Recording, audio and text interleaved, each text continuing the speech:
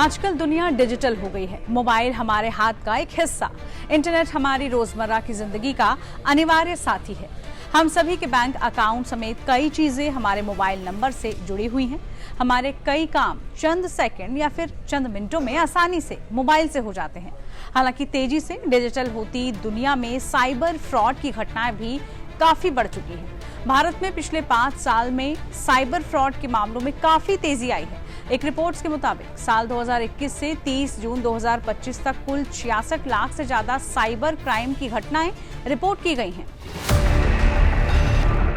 एक ऐसी ही घटना देश की राजधानी दिल्ली से सामने आई है। बता दें कि साउथ दिल्ली में रहने वाले 78 साल के रिटायर्ड बैंकर नरेश मल्होत्रा को साइबर ठगों ने डिजिटल अरेस्ट में फंसाकर करीब 23 करोड़ रुपए की ठगी कर ली। दरअसल अगस्त की शुरुआत में नरेश मल्होत्रा को एक फोन आता है।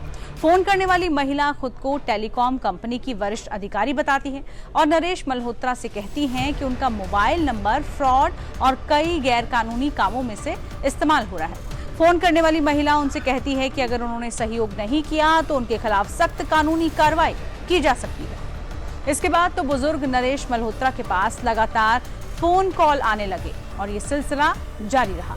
उन्हें अलग अलग नंबरों से फोन आने लगे। कभी फोन करने वाला शख्स अपने को पुलिस ऑफिसर बताता तो कोई अपने आप को सीबीआई और ईडी का आला अधिकारी बताने लगा। साइबर ठगों की इन हरकतों से नरेश मल्होत्रा काफी सहम गए।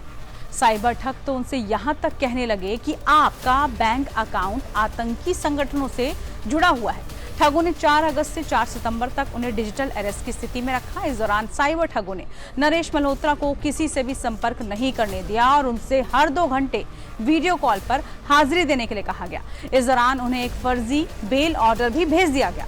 पासपोर्ट जब्त होने और देश से बाहर ना जाने की उनको धमकी दे दी गई।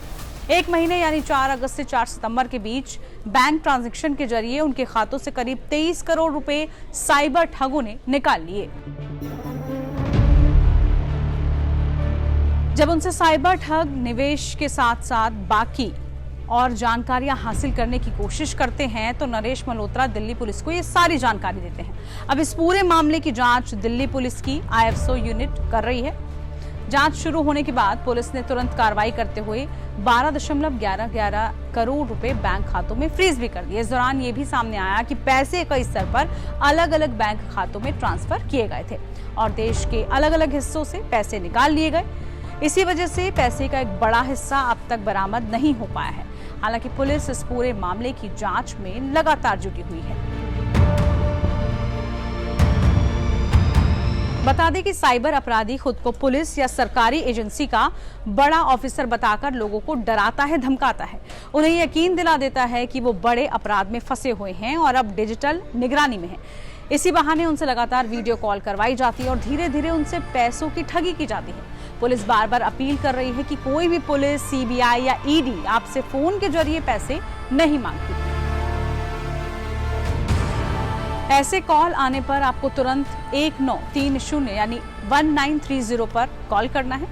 क्राइम हेल्पलाइन या नजदीकी पुलिस स्टेशन में आप संपर्क कर सकते हैं।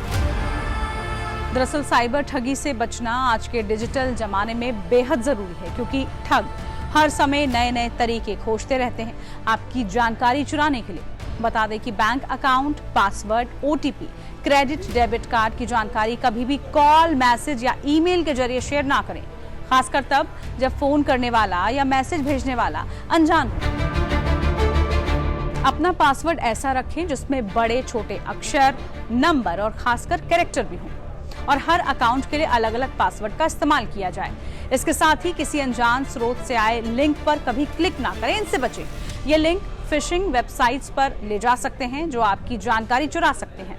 अगर आपको साइबर पुलिस या किसी आधिकारिक एजेंसी से नोटिस या कॉल आता है तो उसे अनदेखा ना करें, तुरंत कानूनी सलाह लें और यही तरीका है इनसे बचने का, इनको जवाब देने का।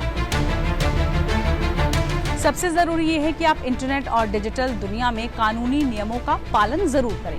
किसी भी तरह की अवैध गतिविधि में ना उलझें, जैसे हैकिंग, पायरेसी, अधिकृत डेटा एक्सेस, इन सब चीजों से आपको बचना है।